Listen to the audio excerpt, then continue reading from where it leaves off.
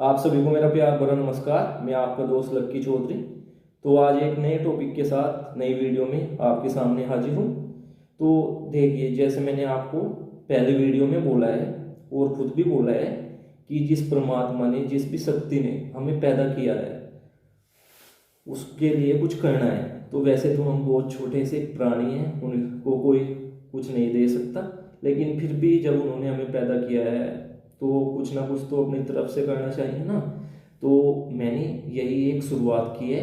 अगर आप लोगों को ये काम मेरा अच्छा लगे तो कमेंट करके आप ज़रूर बताइएगा, ठीक है। तो मैंने क्या शुरुआत की है? मैंने शुरुआत की है गीता, भगवत गीता, यानी कि भगवान का गाया हुआ गीत, श्री कृष्ण के द्वारा गाया हुआ एक गीत। एक ऐसा ग्रंथ है जिसको मतलब हमारे हमारे देश के लोगों ने नहीं, जो बड़े बड़े हमारे देश के लोग हैं अपनी लाइफ में उन्होंने तो अपनाया ही है। महात्मा गांधी और भी बड़े बड़े लोग हैं, बल्कि जो विदेश के लोग हैं उन्होंने भी अपनी लाइफ में आजमाया है और सभी ने बताया है। और ये बिल्कुल स्पष्ट है, मैंने जो भी गीता की वीडियो देखी है, जो भी शो देखा है, कि अगर हम गीता को अच्छे से पढ़ ले और उसको इम्प्लीमेंट करें, इम्प्लीमेंट इज एवरीथिंग, खाली पढ़ना नहीं है, उसको अपनी लाइफ में उतारना है, उसको इम्प्लीमेंट करना है, तो हमारी लाइफ में कोई भी परेशानी नहीं आ सकती और बड़ी से बड़ी प्रॉब्लम हमें हिला तक नहीं सकती। इतनी पावर है गीता में, अगर आप उसको इम्प्लीमेंट करें। तो आप गीता पढ़ना, अगर आप अभी तक नहीं पढ़ते हो तो बिल्कुल शुरू कीजिए। नहीं पढ़ सकते आप सुनिए यूट्यूब से, या कोई भी आपका गूगल एफएम का सब्सक्रिप्शन ले सकते हो आप, और बहुत वीडियोज भी है। बाकी मैंने स्टार्ट किया आप लोगों के लिए, तो मैं भी अपनी तरफ से आपको एक गीता का निचोड़, वैसे तो गीता एक असीम असीम नॉलेज है, उसमें कोई भी इंसान उसको नहीं निचोड़ सकता। मतलब हर चीज़ में अप्लाई होती है, आप लोग हर चीज़ में लागू होती है। लेकिन जितना कुछ मुझे समझ में आता है मैं कोशिश करूँगा अपने थ्रू आप लोगों को उतना जो है बता सकूँ कि किस चैप्टर में से हमें क्या सीखना चाहिए। तो चलिए, आपका ज़्यादा टाइम ना लेते हुए मैं स्टार्ट करता हूँ आज का टॉपिक। गीता का जो पहला चैप्टर है, और आपको बता दूँ गीता में 700 श्लोक है और 18 चैप्टर है। जो कि यहाँ पे जो श्लोक कहे गए हैं श्री कृष्ण द्वारा अधिकतर श्लोक कहे गए हैं नियर बाई 576, एंड अर्जुन द्वारा 84 और संजय द्वारा 41, और जो शुरू का श्लोक है वो धृतराष्ट्र जी द्वारा कहा गया है। तो 700 श्लोक 18 चैप्टर के हम पहला श्लोक और पहले चैप्टर को शुरुआत करते हैं। तो ये चैप्टर मैंने जो इसको सुना है, मैं भी मोबाइल पे ही सुन रहा हूँ। तो उसका निचोड़ ये है कि जो धृतराष्ट्र जी है वो संजय से पूछते हैं कि युद्ध में क्या चल रहा है। तो वहाँ पे जो है वो संजय उनको बताता है कि जो है दुर्योधन थे, कि दुर्योधन बोल रहे हैं कि हमारे पास भीष्म पितामह, द्रोण, कर्ण और उनके पास जो भी महाबली थे वो सभी अपनी तारीफ कर रहे हैं कि हमारे पास इतना कुछ है। और इधर जो है वो पांडवों की सेना है जहाँ पे श्री कृष्ण जी अर्जुन के साथ है। तो अर्जुन कहते हैं श्री कृष्ण को तो कि मेरे रथ को जो है वो मतलब दोनों सेनाओं के मध्य बीच में खड़े करो, मैं भी देखता हूँ कि मुझे किस किस से लड़ना है। तो वहाँ पे अर्जुन का रथ खड़ा हो जाता है। तो श्री कृष्ण जी बोलते हैं आपको इन लोगों से लड़ना है जो कि उनके सगे संबंधित है सभी। तो अर्जुन वहाँ पे क्या बोलते हैं, आपको इसी का ये चैप्टर है और यही मैं आपको बताऊंगा। तो इसमें अर्जुन थोड़ा मोह में आ जाते हैं, वे बोलते हैं कि ये सब मेरे भाई है, ये मेरे गुरु है, ये मेरे मतलब रिलेटिव्स है, और इनको मारने से अच्छा है कि मैं भीख क्यों ना मांग लूँ, और मैं इनको नहीं मार सकता। ये जैसे भी है तो मेरे भाई है, तो मेरे रिलेटिव्स ही, तो मैं इनको नहीं मार सकता। इससे अच्छा है कि ऐसे राज्य से अच्छा है कि मैं भीख मांग लूँ। और मतलब ये सब कहते हुए मैं मतलब करुणा से उनकी आंखें भर आती है, और वे अपने जो उनका धनुष होता है, गांडीव होता है उसको नीचे रख देते हैं। तो श्री कृष्ण जी यहाँ पे मुस्कुराते हुए कहते हैं कि अगर आपको यही करना था तो मुझे क्यों भेजा, मुझे क्यों दोषी बनाया ये युद्ध कराने का आपने।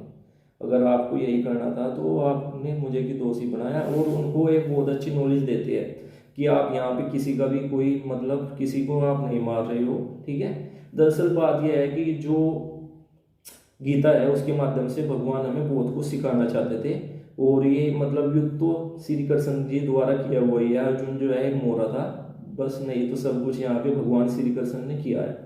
तो वे कहते हैं कि जो आत्मा होती है उसको ना कोई मार सकता है, ना काट सकता है, ना कोई समाप्त कर सकता है, और आप केवल इनका शरीर जो है शरीर को मार सकते हो, आप इनकी आत्मा को नहीं मार सकते हो। तो आप कैसे इन्हें मार दोगे? और सबसे बड़ी बात यह है कि जो होगा उसको कोई रोक नहीं सकता, और जो नहीं होगा उसको कोई नहीं कर सकता। तो अगर इनकी मौत लिखी है तो आप उसे नहीं रोक सकते। और मैं बोलते हैं यहाँ पे कि आप किसकी बात कर रहे हो? आप उनकी बात कर रहे हो जिन्होंने मतलब पांचाली को जो है सभा में, बड़ी सभा में वस्त्र हरण किया, और वे भी इतने दोषी है जो वहां पे बैठे थे, जिन्होंने देखा है मुंह तक नहीं खोला, गुरु द्रोण भीष्म, और आप उनको जो है उनके सामने हथियार डाल रहे हो। और आप जो है आप अपनी सेना की तरफ, पांड्यों की तरफ देखिए, जो आपके भाई है, आप इनसे प्यार नहीं करते, क्या होगा इनका? अगर आप नहीं लड़े तो ये मारे जाएंगे। तो आपको उनसे ज़्यादा इनकी फिक्र है या क्या है आपको? तो श्री कृष्ण जी इस चैप्टर में यही अर्जुन को बताते हैं कि जो आत्मा है वो हमारी अमर है, उसको कोई नहीं मार सकता, और जो होना है वो होके रहेगा, जो नहीं होना है वो नहीं होके रहेगा, और आप किसी को नहीं मार सकते। आत्मा अजर अमर है, और ये अगर अधर्म है, अधर्म अपने लोग करे तो उसके खिलाफ खड़ा होना चाहिए हमें। तो श्री कृष्ण जी यही अर्जुन को समझाते हैं, और यही उन सबको इस चैप्टर में बताते हैं कि हमें अपना जो है कर्तव्य करना चाहिए। हमारा कर्तव्य है युद्ध लड़ना। अगर आप युद्ध लड़ोगे यहाँ पे अपने धर्म के लिए, और आप अपनी अच्छाई के लिए, आप कोई गलत नहीं कर रहे हो, तो आपको स्वर्ग में जगह मिलेगी अगर आप हार भी गए। लेकिन अगर आप यहाँ पे युद्ध नहीं करोगे तो आपको नरक में भी जगह नहीं मिलेगी, और आपको दूसरे लोग कायर बुलाएंगे। तो आप ऐसी जिंदगी जी लोगे? और वैसे भी जो बुद्धिमान लोग होते हैं वे न तो किसी के मरने से दुखी होते हैं, और ना किसी का मोह करते हैं। आपको ये इम्प्लीमेंट करना है, केवल सुनना नहीं है। क्या बोला मैंने? जो भगवान को मानने वाले लोग होते हैं, जो बुद्धिमान लोग होते हैं, जिसको जिंदगी में कुछ करना है, वे किसी भी का भी मोह नहीं करते, चाहे उनका कितना खास हो, बेटा हो, बेटी हो, पति हो, पत्नी हो, माता हो, पिता हो, कुछ भी हो। आपको इतना ज़्यादा अंदर से स्ट्रोंग बनना है, क्योंकि जो होगा वो तो होके रहेगा, उसे आप नहीं रोक सकते, ठीक है? वो जो नहीं होगा वो नहीं होगा। तो अगर किसी के सामने सिचुएशन आ जाती है तो आपको बिल्कुल भी इससे डरना नहीं है, घबराना नहीं है, आपको रिकवर करना है, और उससे भगवान की मर्जी है सोच के अपने काम पे ध्यान देना है। तो कितनी अच्छी बात यहाँ पे भगवान हमें गीता के माध्यम से और अर्जुन के माध्यम से बता रही है। और वैसे भी आत्मा को कोई नहीं मार सकता, आत्मा अजर है, अमर है, वो एक शरीर छोड़ के दूसरे में चली जाती है।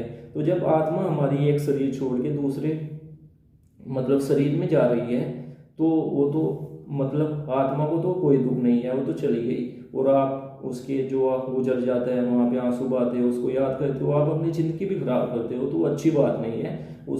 उसको भी बुरा लगता होगा, जो मर के गया है दुनिया से, उसको भी अच्छा थोड़ा ही लगता होगा ऐसे कि मेरे माँ बाप रो रहे हैं, मेरे घर वाले रो रहे हैं, उसको भी तो बुरा ही लगता होगा आपको रोता देख के। तो इससे अच्छा है आप उसके लिए जो उसके ड्रीम्स थे और उसके लिए कुछ कीजिए, और अच्छी से अपनी लाइफ जिए। तो श्री कृष्ण जी हमें यही बताते हैं इस चैप्टर से कि आत्मा अजर अमर है, और अर्जुन को ये कर्म करना चाहिए अपना। अगर आप युद्ध आपको ये बिल्कुल करना है। तो यहाँ से हमें और भी बहुत सारी चीज़ जो मेरी पर्सनल थॉट्स हैं वो सीखने को मिलती है। यहाँ से हमें ये सीखने को मिलती है कि महाभारत का जो दोषी था, वो सबसे बड़ा दोषी कौन था? आप सोचते हैं कि द्रौपदी दोषी थी, द्रौपदी की वजह से युद्ध हुआ, या अंधे का पुत्र अंधा बोल दिया उस वजह से युद्ध हुआ, या दुशासन की वजह से युद्ध हुआ? ऐसा नहीं है। जो युद्ध हुआ है वो सही हुआ है किसके लिए? वो यहाँ पे जो बोलते हैं धृतराष्ट्र जी द्वारा युद्ध हुआ है। क्यों हुआ है? उन्होंने पहले ही जो है उनको जो होते हैं एस्ट्रोलॉजर लोग होते हैं, उनको पहले ही बता दिया गया था कि अगर युद्ध हुआ आपके 101 पुत्र मारे जाएंगे। ठीक, ये बात जो है उन्हें पहले ही पता चल गई थी, ठीक है। और उसके बाद में बोल रहे हैं कि पांडवों के पुत्रों का क्या हुआ और मेरे पुत्रों का क्या हुआ। मैं ये नहीं कह रही कि ये सभी मेरे पुत्र है, उसका मेरा, मैं क्या कहते हैं, बस मैं और मेरा दुर्योधन। तो यहाँ पे जो है वो बहुत बड़ा दोष है धृतराष्ट्र जी का उन पे जो होता है। एक अच्छा लीडर होता है आपकी लाइफ में, कंपनी में भी जो है बात जो ये बात है ये वहाँ पे भी पाई जाती है कि जो अच्छा लीडर होता है उसकी क्वालिटीज क्या होती है। तो यहाँ पे ये सब काम किसका था, लीडर का। अगर घर में कोई प्रॉब्लम आती है तो लीडर ही तो वहाँ पे जो है उसको सोल्व करता है या बच्चों को छोड़ देता है, आप लड़ो। तो यहाँ पे धृतराष्ट्र जी लीडर थे। तो पहली बात तो ये है, उन्होंने राजा उनको बनना ही नहीं था, और अगर वे बन गए थे तो वे लीडर थे, तो उन्हें पता चल गया था कि आपके 101 पुत्र मारे जाएंगे।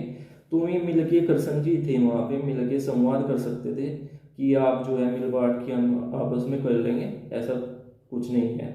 या वे क्या कर सकते थे वहाँ पे, वे कर सकते थे कि दुर्योधन को क्या चाहिए, दुर्योधन को तो चाहिए था एंजॉय चाहिए था। तो वे कह सकते थे कि आप जो है सभी अंपायर जो है आप थामिए, युधिष्ठिर जी को बोल सकते थे, वो जो दुर्योधन को चाहिए 10% 20% आप इनको देते रहिए। ऐसे ही तो करते हैं जो यूएई है और जो दुबई है, वहाँ पे लोग ऐसे ही करते हैं। जो वहाँ से जाते हैं लोग तो वहाँ पे शेख को बोल देते हैं कि आपको 10% 20% मिलेगा, बिजनेस हम संभालेंगे, ऐसी देश चल रही है। लेकिन वहाँ पे जो है धृतराष्ट्र जी ने ये नहीं किया। उन्हें क्या था, मैं और मेरा, और उन्हें पता भी था, इसके चलते उनके 101 पुत्र मारे गए और महाभारत का युद्ध हुआ। अच्छा, आप सोचेंगे एक लीडर की क्वालिटी बहुत इंपॉर्टेंट होती है। आपको बताऊं, weakness plus weakness is equal to game over. यानी कि एक तो धृतराष्ट्र जी कमजोर थे, अंधे थे, ऊपर से धूर्त चालाक, जिसको मतलब धूर्त बोला जाता है, वीकनेस वो भी थे। तो इज इक्वल टू क्या होना है, गेम ओवर। तो उनका गेम ओवर इसी वजह से हुआ। आपको एक मैं कंपनी का एग्जाम्पल देता हूँ। आपको ये वीडियो थोड़ी लंबी हो सकती है, लेकिन आप वीडियो लास्ट तक देखिए। मैं उम्मीद करता हूँ आपको बहुत कुछ सीखने को मिल रहा होगा और आप इसे अपनी लाइफ में इम्प्लीमेंट करोगे। तो एक कंपनी थी ड्रोन। ड्रोन का जो 2001 का टर्नओवर था वो था यहाँ पे, वो बोलते वो 1 बिलियन जो होता है ना, वो 8 बिलियन था। यानी कि 8 बिलियन यानी कि कितना हुआ है, 1 बिलियन में 8,000 करोड़ होते हैं। 1 billion is equal to 8,000 crore. तो यहाँ पे इसका टर्नओवर शायद 8 मिलियन या 16 मिलियन ऐसा ही था। तो अगर हम 8 में माने तो 80,000 करोड़। 80,000 करोड़ 2001 में या 2 में छोटी मोटी बात नहीं है, बहुत बड़ी बात है। लेकिन वहाँ पे क्या हो गया, जो धृतराष्ट्र जी ने किया, वीकनेस इज इक्वल टू वीकडनेस। उनके पास जो है वो मन में धूर्तता आ गई, चालाकी आ गई, और उस कंपनी का दिवालिया हो गया 2003 में, बिल्कुल शून्य पर आ गई। तो ड्रोन को ड्रोन होने में भी 1 साल लगा था। लेकिन यहाँ पे धृतराष्ट्र ने अपना ड्रोन कराने में क्या 18 दिन लिए सिर्फ, और अपना ड्रोन करा लिया, जबकि सब कुछ उनको पता था। तो ऐसे ही बोल देते हैं कि तेरा तो यार ड्रोन हो गया। तो ये होती है weakness is equal to weakness is equal to game over. तो अगर कोई यहाँ पे कमजोर है तो उसको ये करना चाहिए कि जैसा कि मुझे पता है कोई काम है, मैं अच्छे से नहीं संभाल सकता उस काम को, और अगर मैं अपने हाथ में लूँगा तो वो नुकसान होगा। तो मैं क्या कर सकता हूँ, उसे जो मेरे से बड़े हैं, माता पिता है, भाई है, मैं उसको सौंप सकता हूँ जो मुझे लगता है इस काम के लिए अच्छा है। या मेरे से कोई छोटा भी है, इसमें कोई शर्म वाली बात नहीं है। मेरे से कोई छोटा भाई है, कोई भी है, अगर उसमें मुझे लगता है कि कोई टैलेंट है, उस काम को अच्छे से करेगा, तो मैं उसको काम सौंप सकता हूँ। वैसे भी दुनिया की सबसे बड़ी स्किल ये है, ये स्किल नहीं है कि काम कैसे करना है। दुनिया की सबसे बड़ी स्किल ये है कि जो स्किल वाले लोग हैं उनसे काम कैसे लेना है। आपको पता है जो हॉस्पिटल के मालिक हैं उनमें इतनी स्किल्स मतलब होती है, जो हॉस्पिटल के मालिक बन जाते हैं फिर भी हॉस्पिटल के मालिक है। एक प्रिंसिपल है स्कूल का, में भी दूसरों की स्किल्स से काम लेते हैं, लेकिन में क्या है आप खुद ही जानते हो। तो दुनिया की सबसे बेहतर टेक्निक ये है कि दूसरों की स्किल्स को यूज में कैसे लाया जाए। तो यहाँ पे क्या करना था उनको, जो इस काम के लिए कैपेबल था उसको रखना था, और अपना जो मतलब उसमें फिर जो प्रॉफिट आता उसको आपस में बांट सकते थे। लेकिन यहाँ पे धृतराष्ट्र जी ने ऐसा नहीं किया और उनका जो है वो ड्रोन हो गया। तो एक तो हमें यहाँ से सीखने को मिलता है कि अगर कोई काम है वो हमें लगता है हमारे लिए नहीं है, हमारे लिए नहीं बनाया, तो हमें फैमिली में किसी को दे देना चाहिए अच्छे से। और किसी भी बिजनेस में अगर हम कमज़ोर है उसमें ज़्यादा लालच और दूध ना करते हुए दूसरे को सौंप देना चाहिए। और हमें दूसरी चीज़ यहाँ पे क्या सीखने को मिलती है कि W+R+T, वाइजली, राइटली और आपका टाइमली। क्या होता है, वाइजली मीन्स बुद्धिमानी से, राइटली मीन्स ईमानदारी से, और टाइमली मीन्स समय से। हमें मतलब जब वाइजली मीन्स बुद्धिमानी से काम लिया, जहाँ पे धृतराष्ट्र जी ने नहीं लिया। राइटली मीन्स ईमानदारी से, हमें ईमानदार रहना है। धृतराष्ट्र जी यहाँ पे बिल्कुल भी ईमानदार नहीं थे।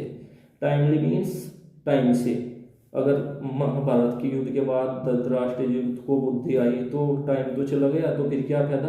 तो W+R=T, ये बहुत इंपॉर्टेंट है आपकी लाइफ में। Wisely plus rightly = timely.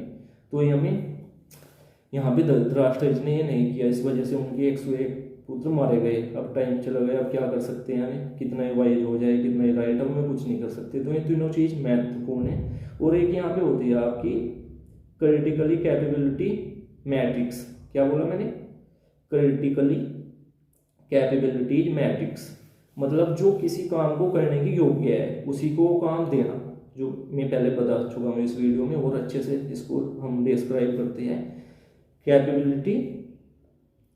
Critically capability matrix, ये वो मेथड है जो जिस काम की योग्य है, जो ज़्यादा योग्य है उसी को काम देना।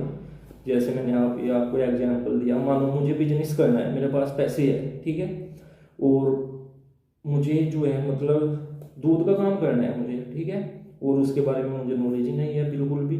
और सपोज करो कोई मेरा मतलब दोस्त है, जो पास दोस्त की छोड़िए, आप मेरा फैमिली में कोई मेंबर्स है, बड़ा भाई है, छोटा भाई है, उसको काम अच्छे से आता है, तो मैं क्या करूँगा, वहाँ पे जिसमें योग्य है, जो मतलब कैपेबिलिटी की योग्य है, उसको काम दे दूंगा। और वहाँ से क्या कर सकता हूँ, मैं अपना प्रॉफिट वहाँ से आपस में जो है वो बांट सकता हूँ। इससे क्या होगा, मेरा बिजनेस डाउन नहीं जाएगा, उसको भी फायदा होगा, मुझे भी फायदा होगा, तो दोनों का काम अच्छे से चलेगा। लेकिन अगर मुझे कोई भी नॉलेज नहीं है, मेरा टाइम नहीं है, मतलब मैं जैसे दूध निकालते हैं मतलब पशुओं को, मुझे वो भी नहीं आता, नहीं मुझे घास डालना आता है, तो मैं वहाँ से क्या गेन कर सकता हूँ, मैं कहूँगा जैसे धृतराष्ट्र जी ने यहाँ पे हुआ, तो जो आदमी जिस चीज़ की योग्य है उसको वो दे देना चाहिए।